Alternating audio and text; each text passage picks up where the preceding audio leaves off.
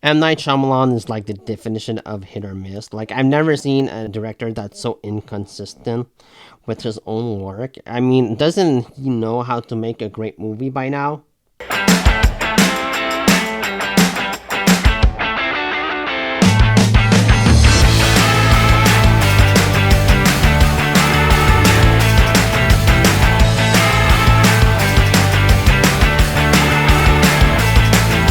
Number 14, we have The Last Airbender. The Last Airbender is one of the most atrocious movies I've ever seen in my life. It's got terrible acting, and I think that the story is just laughable. There's nothing good or redeemable here. It just feels like somebody who doesn't know how to make movies directed this film. It really does. I just don't know what happened to this film. It's really an awful movie, and I just can't stand watching The Last Airbender. I think that is just a horrible mess. Number 13 is After Earth. After Earth is like on the same quality level as The Last Airbender. It's got laughable screenplay. It's got two leads that don't feel like they're right for this film. I just don't think that Will Smith or Jaden Smith fit in this movie at all. And you got really just lackluster special effects, very weak screenplay, and just a very boring film, unfortunately. I just don't know, like, what happens to M. Night when he's directing bad films. Like, doesn't he know the difference between a good script and a bad script? Next up is Lady in the Water. Lady in the Water, I think, is absolutely horrendous. It's got just a laughable story. I think that the story here is just god-awful, and it makes no sense. It doesn't make any sense to me. I'm sorry. It's just really a bad screenplay, and I just don't like the acting here. I think the acting is absolutely terrible. Paul Giamatti is a great actor. He just won like best actor in The Holdovers.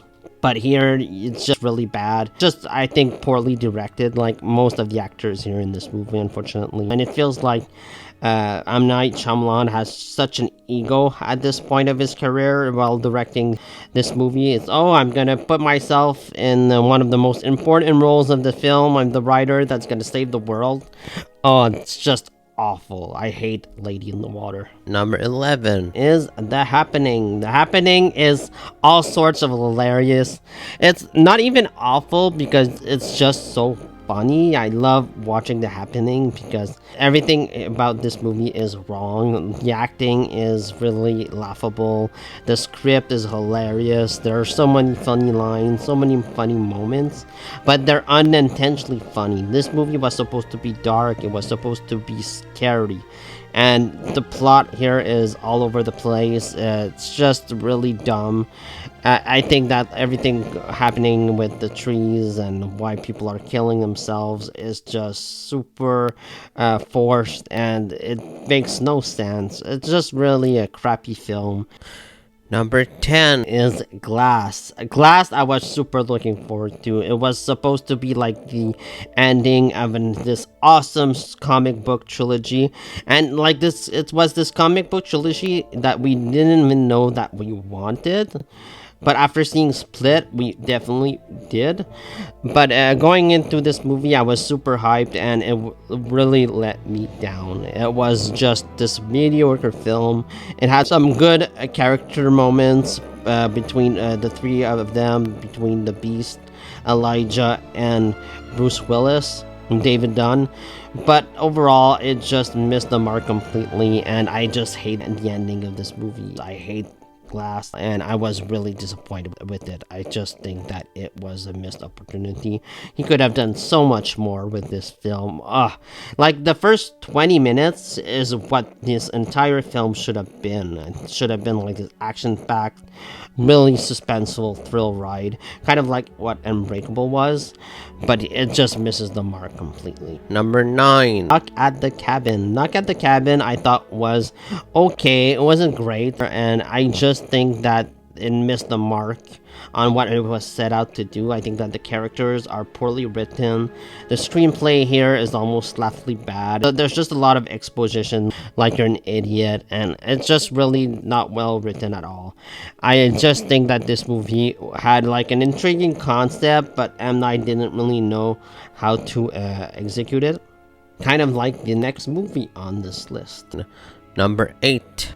Old I was excited for just because of the premise. I thought the premise alone was interesting. Like, you have people stranded on a beach and like they're getting older like super rapidly, and they can't leave, they can't do anything about it. And I thought that the concept was cool, but again, here the execution is really poor. It's not really well done, and the script here is like the worst problem of this film.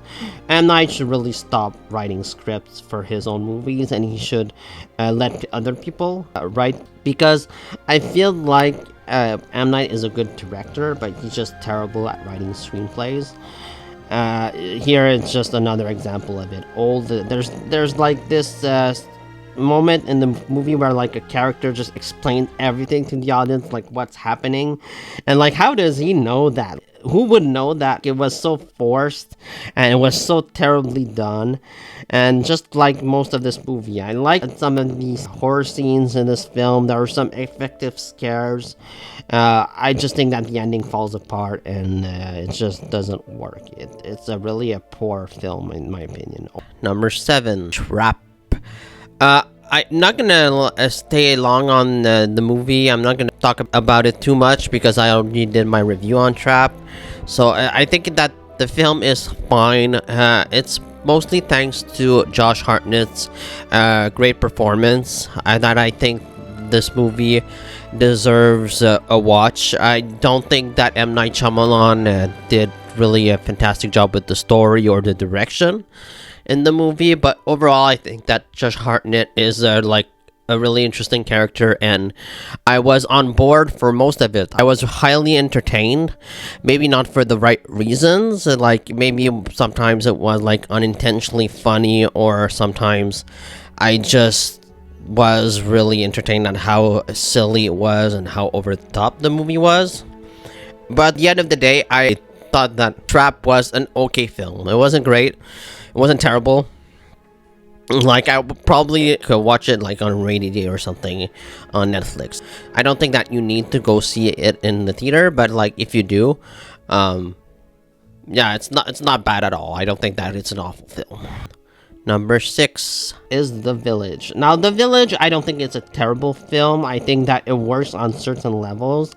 I think that the script is pretty good, and I think that the twist here sort of works. Now, it's not an amazing twist. I don't think that it's really all that fantastic ending to the movie, but I think that it works better than some people give it credit for, and I think that this movie has like a really good atmosphere and pretty good characters, and I think that M. Night really tried to make a suspenseful film with The Village.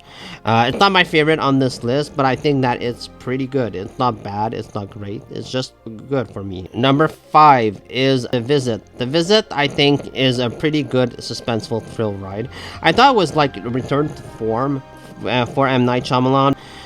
He had made a lot of terrible movies before The Visit, and then he came back. He made this sort of small found footage film, and I thought it worked. I liked the characters. I thought it was a very creepy movie. I liked these kids being trapped in like this old couple's home, and they're like out of their mind. I just like this film overall. I think that it sort of falls apart near the end. I'm not going to spoil what happens, but I think it kind of falls apart because it makes the situation a little bit too unbelievable for me. But I like The Visit. Really good thriller. Now we're here for the really good ones. The Sixth Sense, I think, is amazing. It's a great film. I really enjoyed it. It's not as good as it once was when you're like rewatching it. I think that like the first time you watch The Sixth Sense is probably like the best experience you'll have watching the film. But overall, I think that The Sixth Sense is a pretty good movie. It's really entertaining, and you got two amazing performances. Bruce Willis was really great here, and Haley Joel Osment is really good as the kid performance as well. He's really does a fantastic work here, and of course the twist is probably the best Shyamalan twist of his entire career. It really works. I think that the screenplay of The Sixth Sense is really good, and it's a really entertaining film. Number three, Split. I think that Split is a really damn good thriller. It's really suspenseful. It's got amazing performances. I think that James McAvoy is phenomenal in this movie, as well as the performances of the girls. I think the girls are really good. Anya Taylor-Joy, I think, is really good here in this film. She's really resourceful, and she's not a dumb scream queen. I think that this movie is extremely suspenseful, and I love the twist that this film takes place in the Unbreakable universe. That was amazing. Like, how it was done, I thought was a bit forced in the movie itself. Like, we see Bruce Willis at the end, like this diner. I thought that was a bit forced, but overall, I just love the twist. I was really surprised, and I was really excited for what came next. Number two is Unbreakable. Unbreakable is absolutely awesome. It's one of my favorite movies of all time. Bruce Willis, David Dunn is one of my favorite comic book characters. I love the character of Elijah as well. I love that how this movie is directed. Like, if you showed just this movie to someone like who has never seen an M. Night Shyamalan movie, like, you could absolutely tell, like, this guy knows what he's doing. This guy knows how to direct a film, because this movie is superly well directed, and I think that the screenplay is really incredible. It's an incredible screenplay. It's almost like if Superman didn't know he had powers, and like he was figuring things out in the real world. It was almost like that. It's just an amazing film. And I think that the ending is a bit weak. I would have liked maybe a better climax. But I still find myself like emotional every time I watch the ending. I just wish like there were more to it than that. But overall, Unbreakable is a fantastic film. It's really great, and I watch it like over and over again, and I'm never tired of it. I think it's a really great standalone superhero film. It's no longer standalone, of course, but I think that you can watch Unbreakable just by itself, and think that it's absolutely amazing. So my favorite M. Night Shyamalan movie has been one of my favorite movies of all time. Once again, I think it's incredible. I think that Signs is just an incredible film. I love everything about Signs. The script is great, the acting is phenomenal, and I think that the scares are really good, and I just think that the ending works on every level. I love the ending. I don't care. I know that people scoff at like, oh, they come here and the Earth's like 95% of water, and that's like their biggest weakness.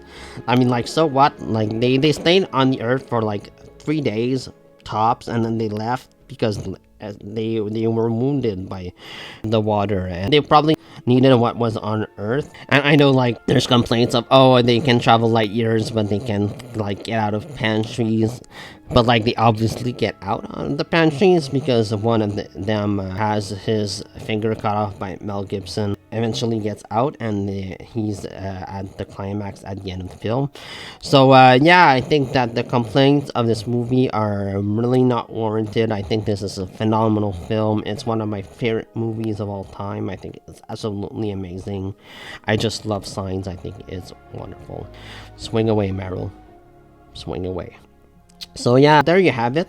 Those are my thoughts on M. Night Shyamalan's movies. Please like, please subscribe, and see you next time. Peace.